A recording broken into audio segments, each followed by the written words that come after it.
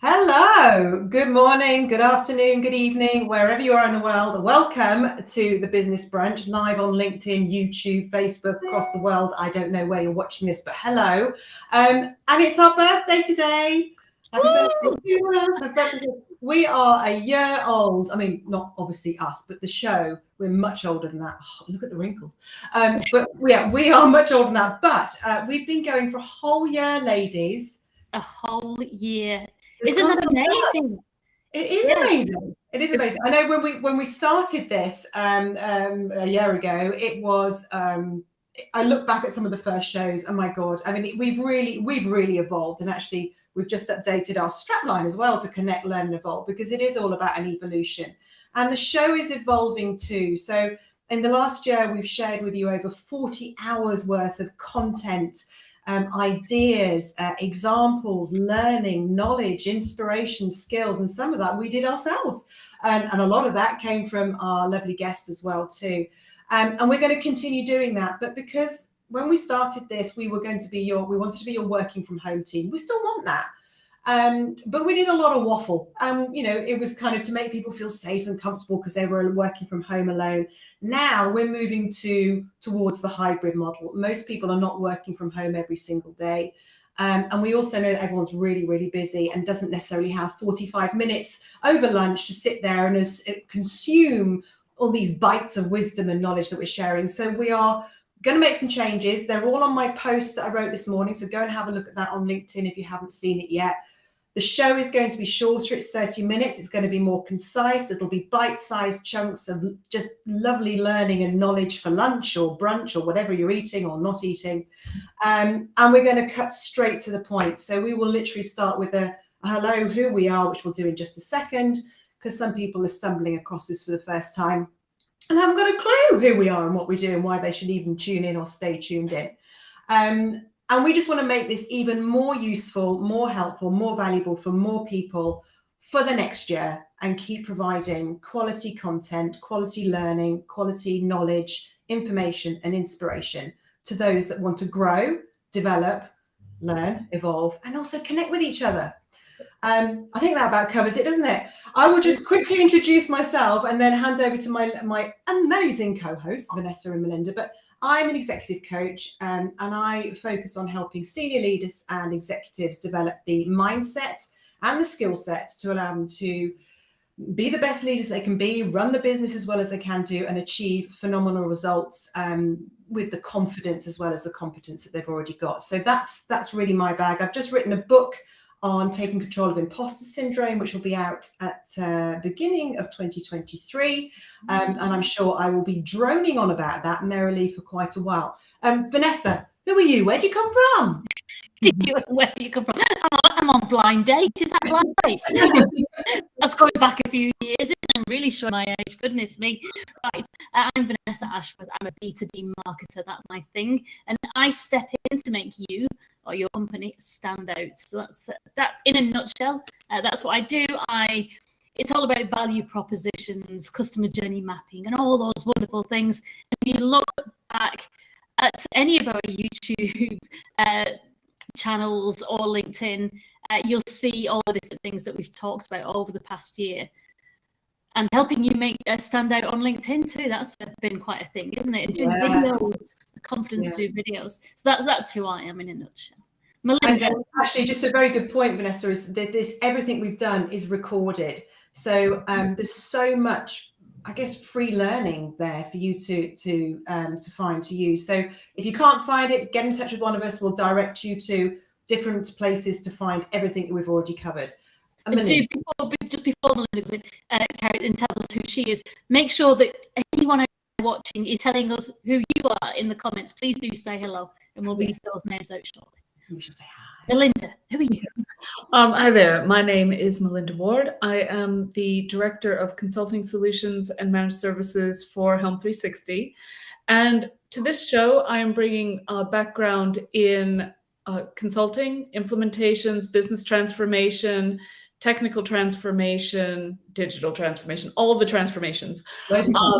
And that's something that I really enjoy, is helping people grow their skills. And learning how to innovate, promote innovation, promote creative thinking in business, and just kind of optimizing things and making it all run that little bit better to give you the edge. And that's true whether you're a small, independent, single person company or a giant firm or part of a giant company. It doesn't matter. The same principles apply throughout. So a little bit of a different background today. I'm broadcasting from a secret location in Luxembourg as a one-off. Normally I'm joining you out of London. And I was going to say, just think back to a year ago. I mean, we were still looking at lockdowns. We're still looking at work from home. We're still looking at people having a lot of isolation and dealing with that. And that's why our initial format was much more, chatty and informal, because people were craving connection. Now we're going out and doing things and we're out and about. So that need for some form of connection to another human being is a little bit less.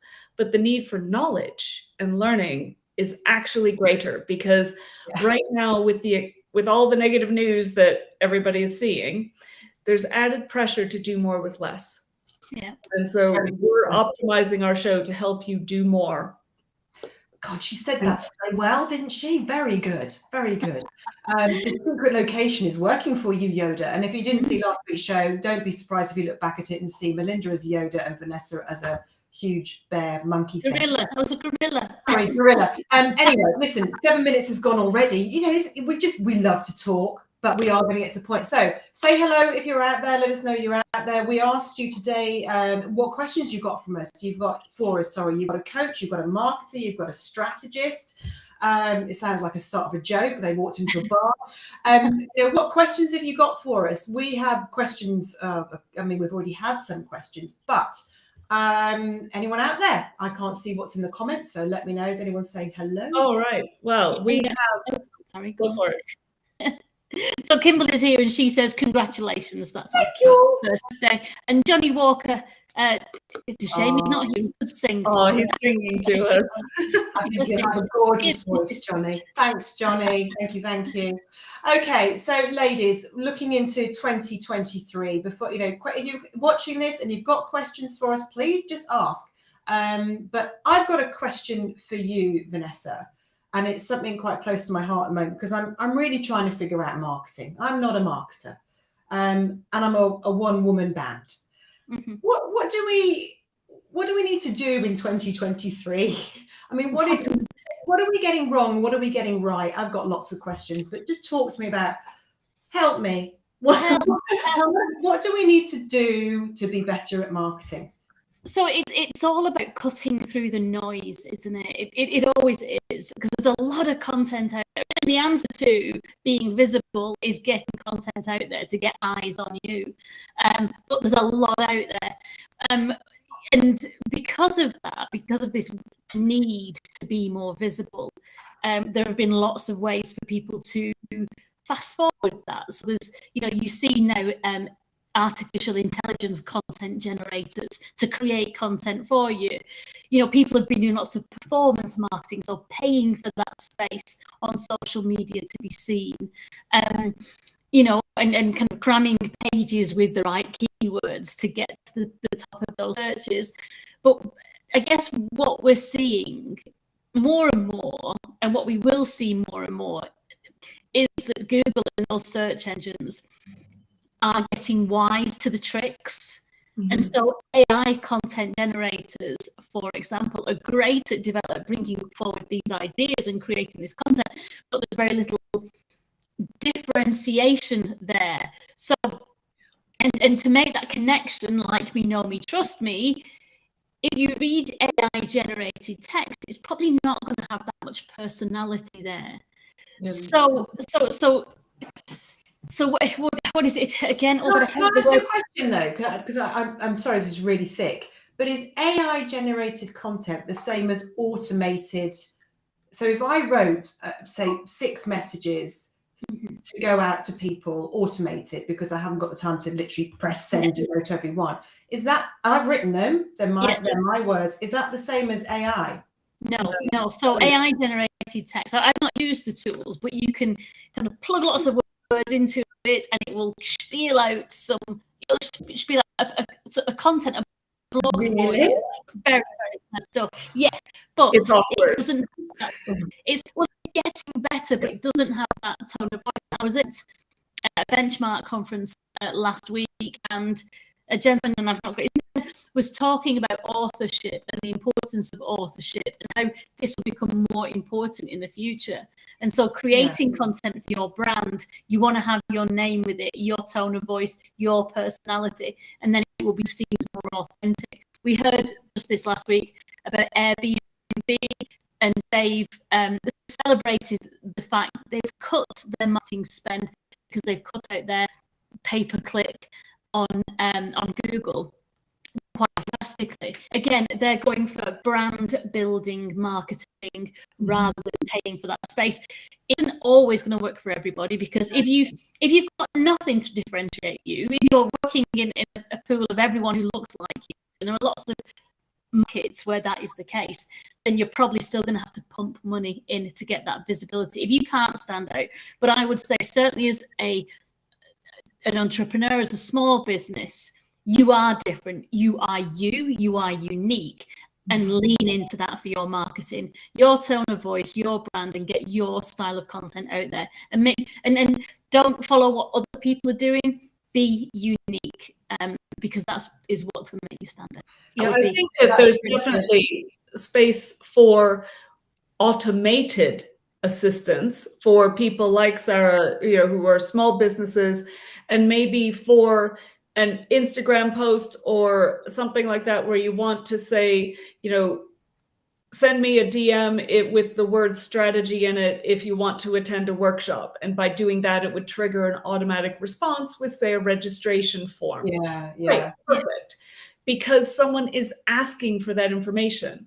And so it's not their first touch. I think the AI generated things don't resonate because if it's the first touch, it seems impersonal. It's because it is. And it's just less of a human connection. And I'm not saying that to be anti-AI. It's like, it could be great. Let's use it in the right place. Yeah. For the right purposes. You can't outsource everything to the machines just yet. They're to help, not to originate at this point in time. Yeah, it'll be interesting when they actually get to a point where they can absolutely replicate what you would say and do. I mean, if anyone could actually replicate my brain, I'd be scared, to be honest. I mean, I wouldn't want to go in there and replicate it. But okay, good. Have we got any questions coming in, or anyone saying hello before? We have a few more people joining us, definitely, and saying hi. We have Paul has said hello. Hello, Paul. With his you. We have a check-in from Chris. Hello, Chris. Thanks for joining us. Don't worry about being late. That's all right. Yep. You'll be put on detention, but it's okay. James Schreiber is saying congratulations and thank you very much for the greetings. Thank you. And we have a question from Kimberly today. So, what is the best way to deal with someone who always suggests that you are dumb because they don't understand vision, presumably your vision? Not a bad person per se, but doesn't know what they don't know. Oh, what a question. Can I add my thoughts? Sarah. As the coach, I'm looking at you for this one. Yeah. I'm thinking this is your wheelhouse. Right. Can I have the question back, please? Sorry. Oh, sorry. Yeah. We'll just leave that up. The best way to deal with someone who always suggests that you are dumb. Okay, the first thing I would say is, if I was coaching you, Kimberly, is always. Does it feel like it's always? How often does it actually happen? So the first thing I would suggest is, to manage your own emotional self-control towards this, your own reaction to it is, how often is always? Because we often go, I say often, sometimes we'll go, oh, that person's always horrible to me or rude. And you go, always? They've done it once, twice, but the memory is so big that we're making it bigger than it needs to be. So first of all, check that. How have you decided that they're suggesting you are dumb? Is that your perception of what they are doing? So you'll notice I'm actually talking to you now rather than solving the what you think the problem might be, we need to figure out if this really is a problem. So how have you decided that what they're suggesting is that you are dumb in the first place? Have they said to you, you are dumb? If so, that is proof that they are saying you are dumb. If they have said some other stuff, it's worth exploring. What have they said? How have they said it? How's it landed on you? And why has it made you feel like that? Because there might be something behind that. All right. How do you know they don't understand vision? That'd be my next question. So this may sound like I'm diverting from your question, but actually there's so much underneath this. There's so much biased thought, perception, belief, self-limiting belief in us already that it only takes. That's everybody. That's not just. Yeah. Oh, sorry, not just you, Kimberly. Me, her. We've all got it. We see things a certain way. You know, we're born. We start to download all our information into our supercomputer. It creates our beliefs. We then use that belief system to filter, generalize, distort information that comes in. We make sense of it through that filter. And if that filter isn't correct, which it often isn't because it's full of what we believe to be true, we come to a conclusion that this person doesn't have, I think we've lost Vanessa, her connection was bad. This person is saying I'm dumb and yada, yada, yada. So I'd ask those questions. Now, let's just assume, she's back. Let's just assume that they do always do it, as in it's really regular. They are suggesting you are dumb, there is no doubt about it, and that they don't understand vision, is I would talk to them and let them know that you're finding this frustrating. This is what you're hearing, this is what you're feeling, this is what you're seeing, and you're finding it uncomfortable and frustrating. Explain the problems that it's causing you and see how you can work together to sort it out. I would want to know why this person is always suggesting you're dumb. What's behind it? How does it help them? How does it serve them? What are they doing that for? Do they even know they're doing it? One of my very, very best friends who has long gone moved to New Zealand, not because of me, just because she when I first met her, I didn't like her very much because I kept feeling that she was putting me down, and I thought she was always making me feel that big, always. I had a conversation with her saying, what is going on? Why are you doing this? She was mortified. She had no idea how she was coming across. We had a big chat about it. It never happened again. We became the closest friends ever. Misunderstanding, biased thought are often a problem. It may be her communication style as well.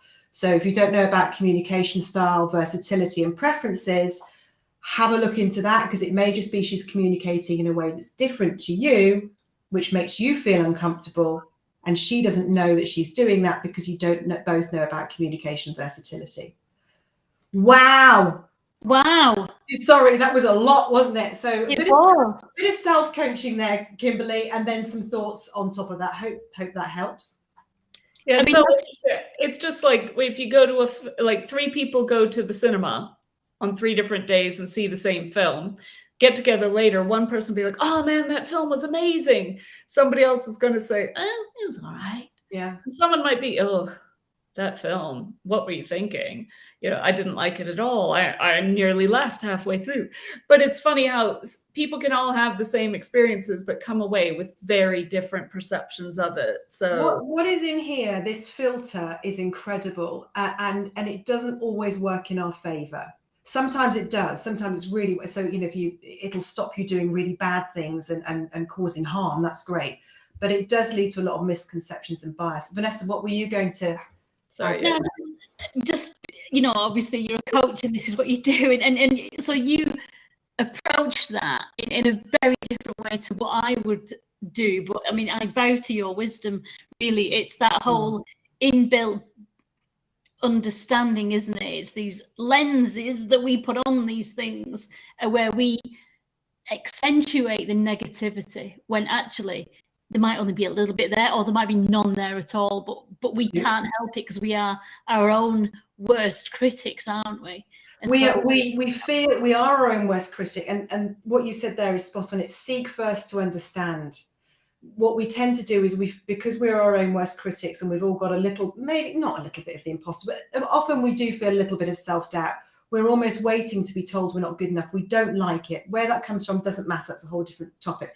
But we immediately go into fight or flight mode when something like this happens, which means our ability to communicate and handle that situation is massively reduced. Our tension has gone up, their tension goes up. So if you meet at high tension, guess what? Nothing gets resolved and you don't find out the truth. So the first step is manage your own truth, manage your own feeling, calm down, then have a conversation that's very grown up. It's not judgmental. And it's really hard to do, but wow, is it rewarding when you get it right. Yeah, and we just recently had within my company, we did an all-company meeting with the leadership team, and one of the messages that we put out, which I think is important for like globally, is, and this is going beyond Kimberly's own question, but it's on the topic, and it's assume positive intent. And if you go into conversations and if you go into discussions and taking feedback from people, that word feedback, with a positive intent, assuming they don't mean harm, that they don't mean a negative thing, that can change how you take on board that information that you receive. Now, will it be wrong sometimes? Absolutely. Sometimes people won't have a positive intent.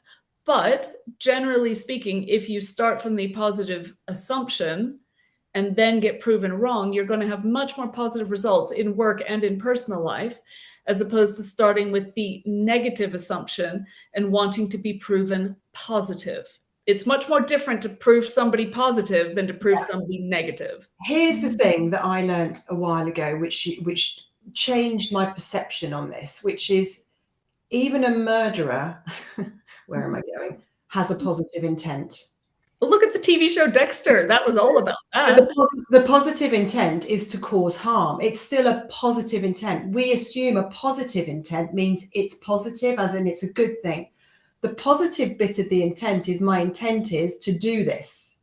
It doesn't mean it's a good thing. However, I like that is that you're getting people to think that it's not always going to be a bad thing, and to go and discover and to go in with an open mind, which takes immense emotional self-control, immense self-belief, something that we can all work on more and more. So we become more resilient, so we can go and ask for feedback and hear it for what it is and not go, or I'm running away, which, I'm usually her. And then after 5 minutes go, oh, hold on, remember the coaching, calm down. Cool. Any other questions, thoughts on that come in, or any? Nothing that I can see at the minute. But there was a question that you raised that your father raised, which it reminds me of what we're talking about now, and it's how do you set priorities when everything's a priority? Yeah. So Vic, this one's for you. Vic asked me this last night. He's like, I've got a thing for your Business Brunch. He's our #1 fan. And he said, I want to know how come you have a priority list? I sit down to start my day and then things happen. Events get in the way. How do you stay on track? Because I never feel like I've got anything done. I don't know if I'm the right person to answer that, but what do you think? So I was reminded of that last conversation about that going in with positive intention. And I at the minute, I think another thing is overwhelmed, isn't it? We've got so many priorities. How do you define what you need to do? And I think at the beginning of every day, because I know I'm going to get distracted, I know I'm going to get pulled on different things, I will try and think, okay, what do I need to get done today? What does good look like? If I can take that off the whole list, and that's how I try and keep myself focused. So on Mondays, I set my intentions for the week, but on a day-to-day basis, it's more task-oriented. And I think if I've got this done today, I've stepped forward, made progress. So what I'm hearing that, just before we go to Melinda, is that it's realistic. Yes. And it's acceptance that the day is going to be disrupted. It's when you're consistently surprised by the fact it's been disrupted, and then you go back at the end of the day and think, well, I didn't achieve what I wanted to achieve. So if you are realistic and you accept that it's going to change, then you can look back and go, I did really well today. I expected that to happen. Melinda, what are your thoughts? It's tricky. Yeah, it is. I really wish there was an easy answer. I think one way is to perhaps look at all the things you'd like to get done and take it from a scale, a sense of scale.